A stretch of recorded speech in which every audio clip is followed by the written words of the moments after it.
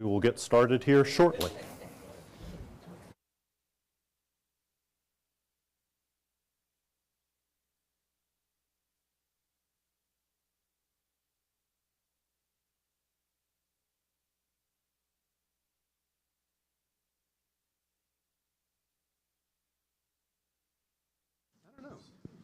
I don't know if it's working or not. He's controlling. We all controlling it up there? There it is. The master system of control. All right. Just make sure to use them.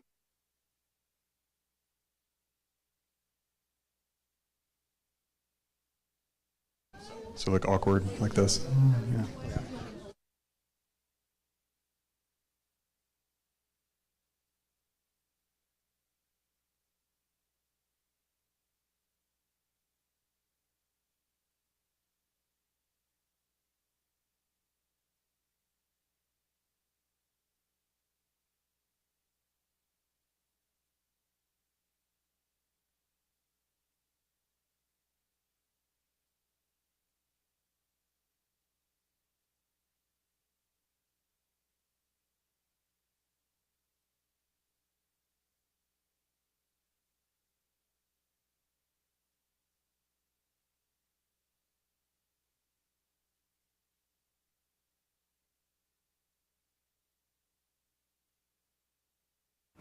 All right, we will go ahead and get started. Welcome to Tom Smith Auditorium here on the campus of Catawba College and to tonight's Faculty Forum on Election 2024. I'm Dr. Michael Bitzer. I'm a professor of politics and history here at Catawba, and I'm also serving as the director of the Center for North Carolina Politics and Public Service. The center, along with the Lilly Center for Vocation and Values here at Catawba, are co-sponsoring this event tonight, and we are thrilled to have you all here with us in person and also online. With us tonight is a distinguished panel of Catawba faculty members representing such disciplines as economics, environment, history, philosophy, politics, and sociology. And all of them will be sharing their disciplinary insight and perspective on this year's election. If you are interested in asking a question of the panelists, we have students around the room with index cards. Happy to bring you one, and you can write out your question. Again, raise your hand. They'll come by and pick it up and bring it down to me, and we will try and get through as many questions as y'all have this evening.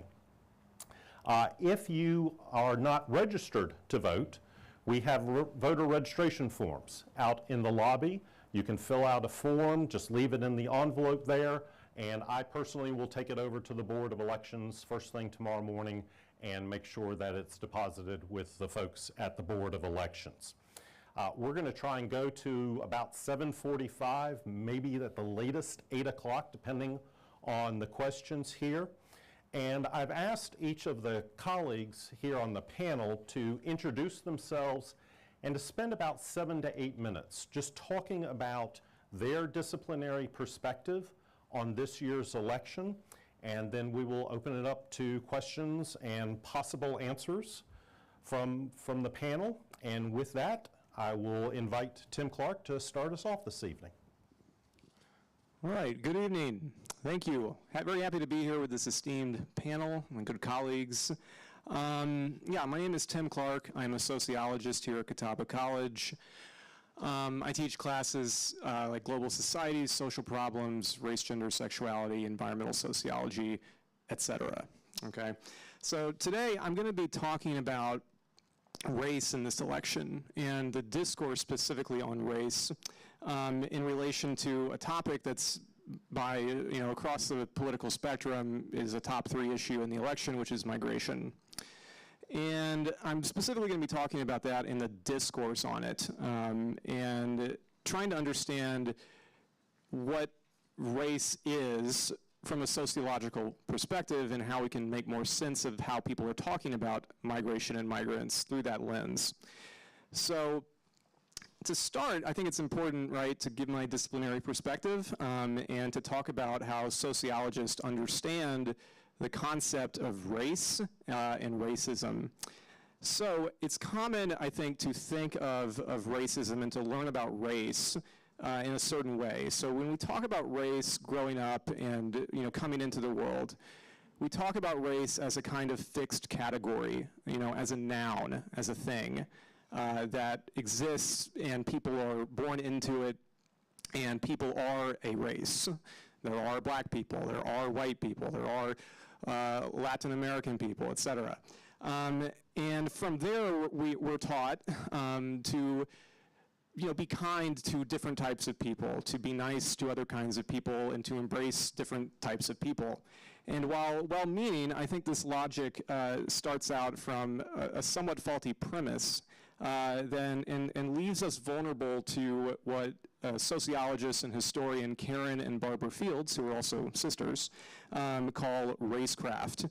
And racecraft is a slippery slope into racism, something that we want to avoid. So on that note, what is racecraft? Well, you might notice immediately that the term itself is somewhat analogous and rhymes with witchcraft, and that's intentional. So in their book, Racecraft, towards the introduction of the book, the Fields state that, and they're talking about how people were talking and writing on witchcraft in sort of the pre-modern era. So here they say, their understandings about the world took for granted the existence of an active, well-populated, and visible realm that manifested itself in the realm of the seen. And then they segue into talking about their definition of race. And that's obviously not unintentional. So we think of race again as this very real thing, but we have to remember that race itself is constructed and formed and is sort of more like a language or a series of signifiers than any concrete thing in itself. So in the same way as well that witchcraft became a means to justify distrust of others, particularly marginalized groups like women, racecraft provides all of us with easy pathways into racism, whether we accept or reject racism or not. So as I students, race is not just a noun, it is a verb, a process of inventing categories and types of people. And to a certain degree, even the notion of itself, therefore, requires racism in the acceptance of difference and equality. So on that, what is racism? Well, sociologists usually frame racism as a rationale for social action.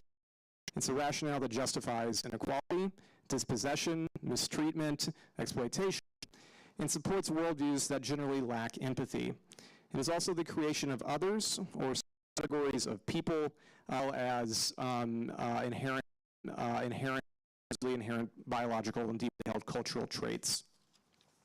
So moving to the kind of the case for this election, I wanted to briefly talk about courses on migration and all the time migrant about groups of people. Here, I think it's important to see how these terms and signifiers point to a creation of a criminal deviant threat, a category of people who pose a kind of threat to social norms and standards and essentially in many ways. Okay, so according to a Gallup poll done over the summer, Americans hold their lowest level of pro-immigration attitudes in a agenda said that all immigrants who come to the United States should be, or all illegal immigrants to the United States should be deported. The discourse and the suggestions have been ratcheted up in a kind of rather lousy public article. And I think that's interesting to think about because I think it's a wonderful example of how racecraft functions. Like in the construction of the survey question, it's notable, for example, that the term undocumented was not used instead of the term illegal. What is making that choice and what are the implications of that choice? Would respondents have responded the same way if a different term was used? Now, that to me points to the kind of slippery and fungible concepts that we're dealing with here when we talk about race. It also points to the reality that a lot of racecraft is not just a discourse of people, but of experts and of people making it. As well, I think it's important to note that if we want to avoid slippery slopes into discourse views obviously racist or obviously problematic, we're in agreement with our values, it's important to remember that, and those are my comments. Thank you very much for listening to me. Thank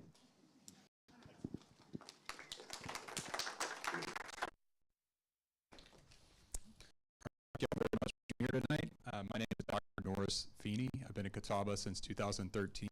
Is violence internationally between countries as well as regime breakdowns and violence that occurs within states. Tonight, what I'm going to focus on is theorists theory, but also are actually making policy, have said factors that occur at 3 different levels to help us understand US foreign policy and interactions the United States has with the world. So the system level is the big one, and there are things that we can't really account for because they're rare events or singular events. So the US president doesn't really have much impact on whether Hamas attacks Israel on October 7th last year. George Bush didn't have much of an impact. 9/11 happened when I was a college student. Those are sort of external actors, and you can influence external actors, but you can never fully control them. But there are some system level variables that we do look at that broadly shape essentially the hand that a president is dealt when they come into office.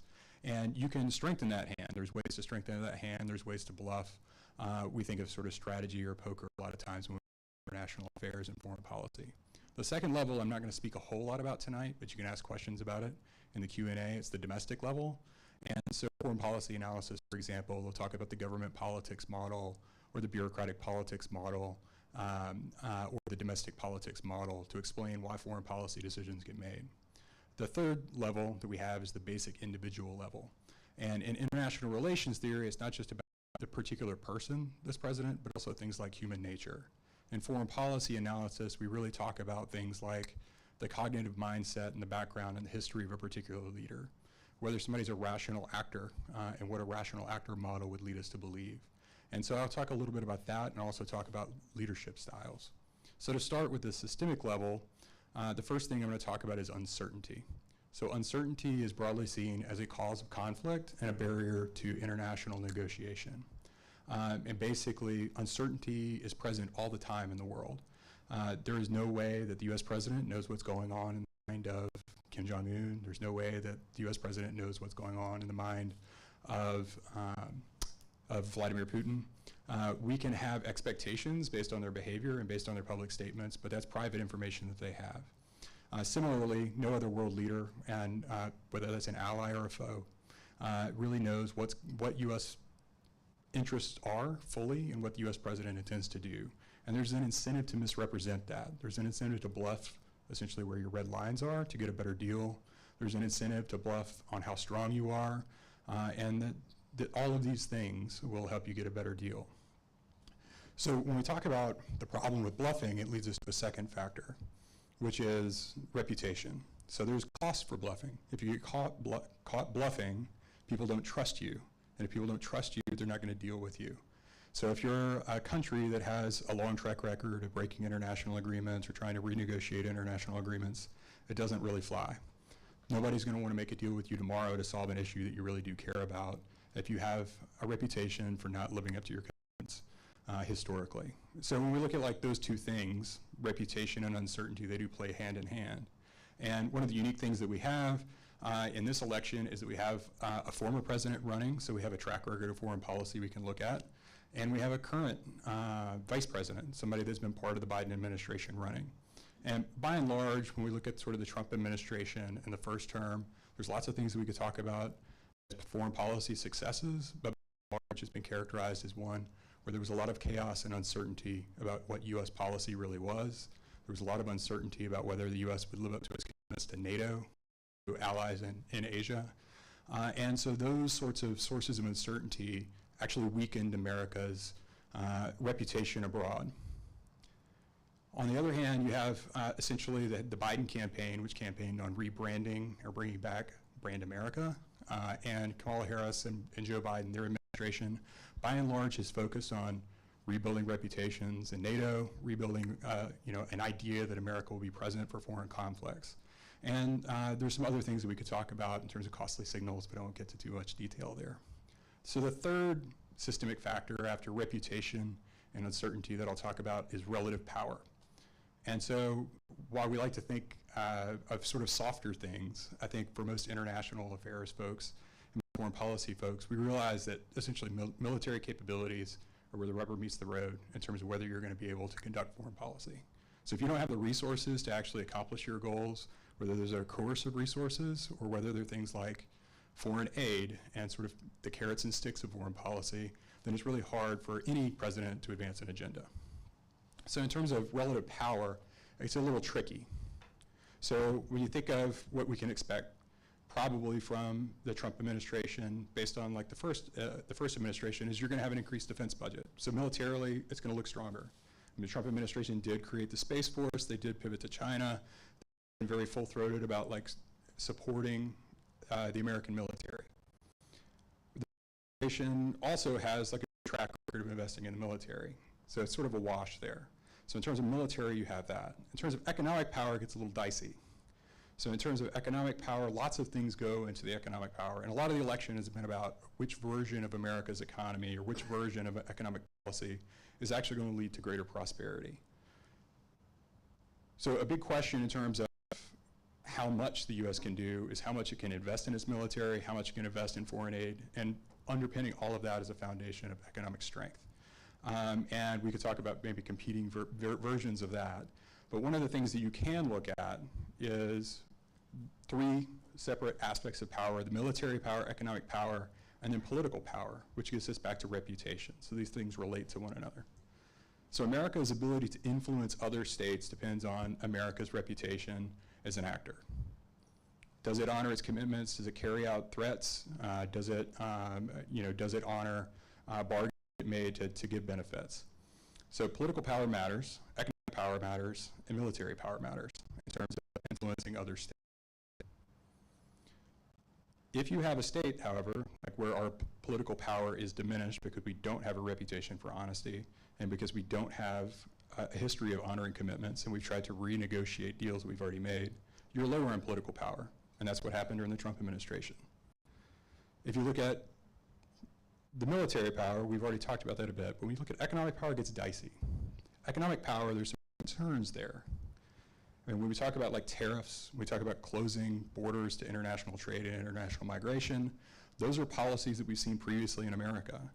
When we talked about pulling back military forces overseas, that does weaken our influence abroad. It's a vision of little America.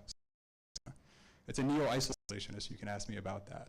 We talked about a diminished America and a diminished role where American leadership is in Harris, and there's 400 that have endorsed Trump. So I'm out of time to talk about that, but if you have more questions about the content of the letter, go ahead. Yeah, I'm okay taking questions. I'm pretty happy with that, actually. Hi, I'm Megan Flocken. I am the philosophy professor here, assistant professor, also chair of the religion and philosophy department. So I teach the lion's share of philosophy. Forms of democracy and a question of idealism versus pragmatism. I have lots of thoughts on truth, but we'll keep most of them for the Q&A if there are any questions on what living in a post-truth world might mean.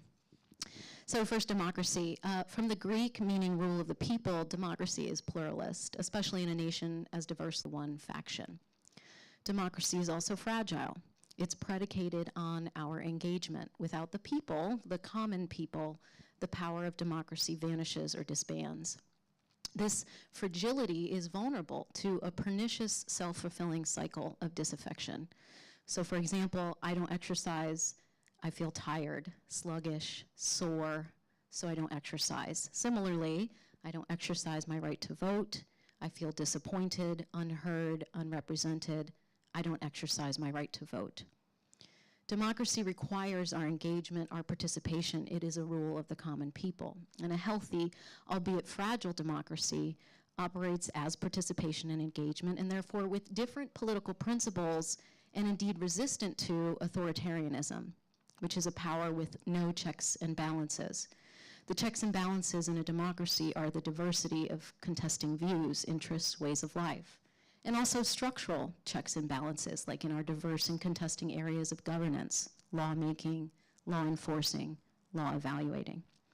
A healthy democracy operates differently and is also resistant to fascism, which is a presumption or force of homogeneity, characterized by, among other things, a dictatorial leader, forcible suppression of opposition, a strong correlation between nation and race or religion, and support of a social hierarchy based on this correlative identity.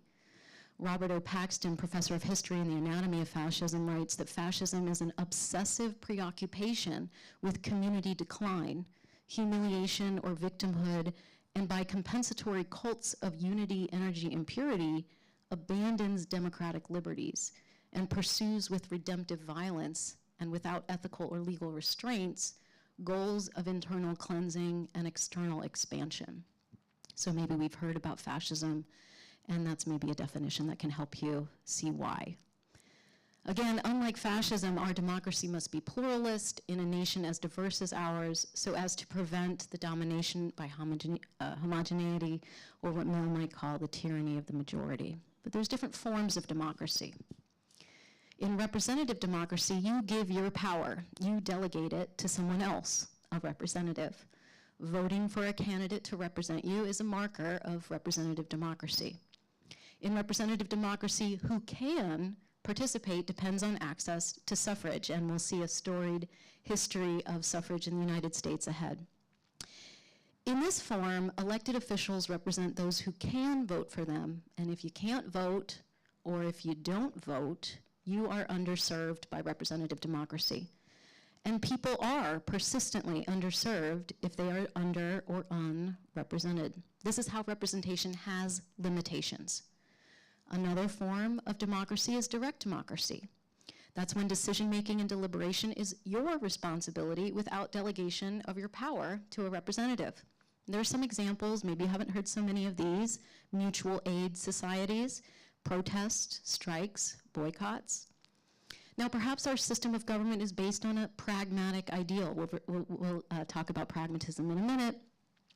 That to govern a nation as large as ours will require delegation of individual power to a representative who uses the power delegated by individuals to make decisions for and governing them. If you feel let down by your power or lack thereof at the voting booth, just know that representative democracy is not the only kind of people power. Regardless, in any form of democracy, the only way to make change in your world is to engage and participate. And understanding the difference between representative and direct democracy doesn't create a choice between them. It's a yes and. Engage in direct democracy and vote in our representative democracy.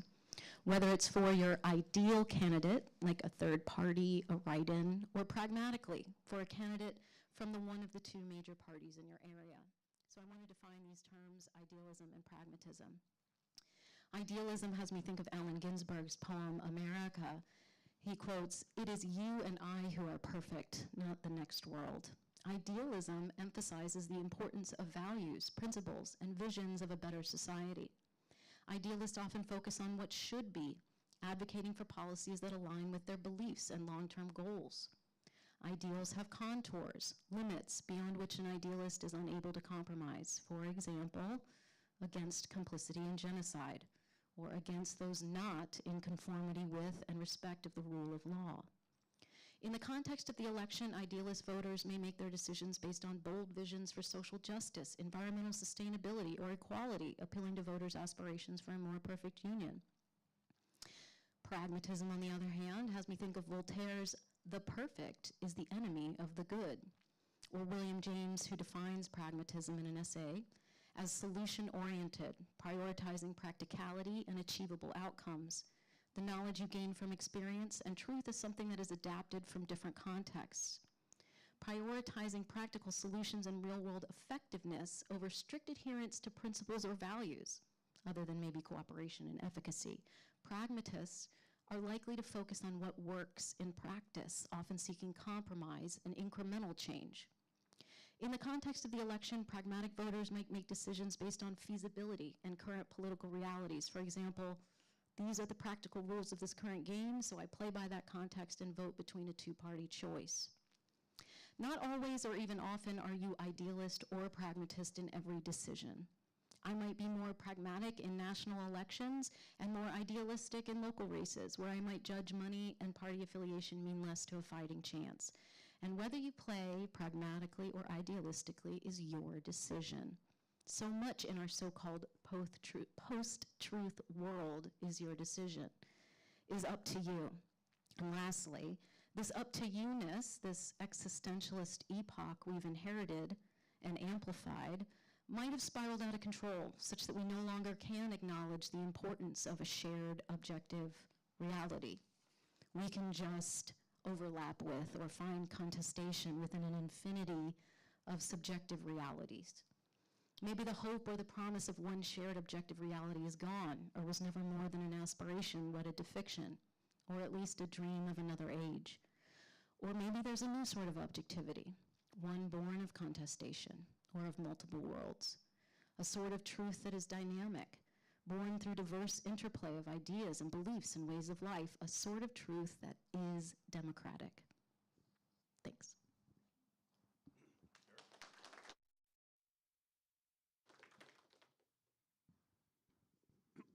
Hello, hello.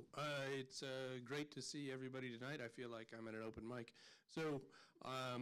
But anyway, my name is Eric Hake. For those who haven't met me, I am professor of economics at Catawba College. I've been here for 14 years now, 2010, and very happy to see you guys because this is an important topic for me, and I'm happy to be able to share some of my observations about what is currently going on. Thank you, Michael Bitzer, for putting this together. I think it's a great idea. One of the reasons that I wanted to participate tonight is because I am a very large fan of the current experiment that we have in human civilization, what could be called a liberal democracy. This is something that I would argue is the primary way that our civilization has been developing over the last 200, 300 years. And I'll leave it to the historians and the politicians to tell me when liberal democracy first appeared. But the basic idea behind our experiment, and you could say Western civilization, is that we allow the rights to free enterprise, private property, that is the liberal part of liberal democracy, that we allow people to pursue their own happiness and use business activities to do so. The other half of this experiment is democracy, which is to say that we believe in some system of open disagreement, debate, discussion, and political compromise in order to be able to craft solutions that benefit the majority of the population, as many of us as is possible. So liberal democracy is, in my opinion, a great experiment. The fact that we're able to sit here in relative comfort. This is the first time I've been called